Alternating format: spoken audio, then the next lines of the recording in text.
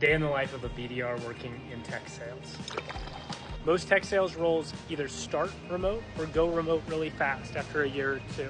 And if you don't live in a big tech hub, which is San Francisco, New York, or Austin, then you'll either be working from home or you get a paid stipend to pay for your internet and stuff like that, or your company will give you a shared office space.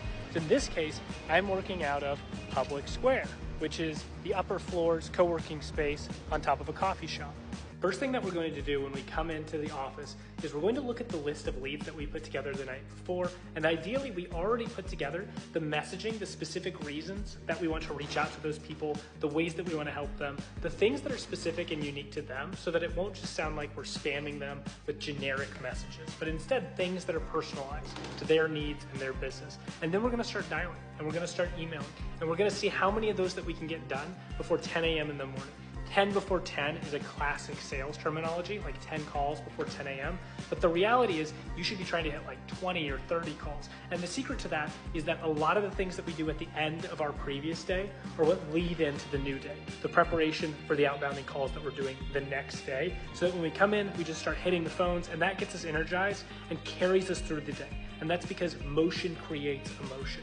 Mary, this is Chris Duval with ABC Corp. Of course, I'm glad that you got the fruit basket. Well, I was excited that you got the promotion.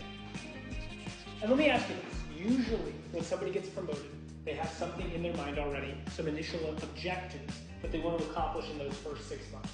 What does that look like for you? Okay.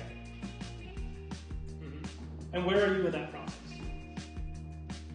Well, of course, we would love to be one of the vendors that you consider for that. Could we do it next week?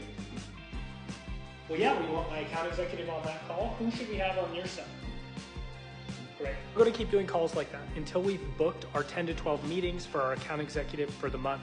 And then any additional meetings that we book beyond that, we're going to be paid at something like 2x the same amount that we get paid for the first 10. Before I leave, I'm going to put together that target list for the next day, just like we talked about. And also I may figure out if there's some creative things that I can send to these people that will get them excited. An example of that, my wife, one time she was talking to a prospect and she found out that they had moved his office into the basement and he didn't have a window anymore. And so she sent him from Amazon a picture of a window. And you may say like, oh my gosh, I'm not gonna spend my own money on this kind of stuff. But when you get paid something like $250 per meeting attended by an account executive, then it suddenly makes a lot of sense for you to spend $25 on Amazon to help someone. And that's just as a BDR or SDR.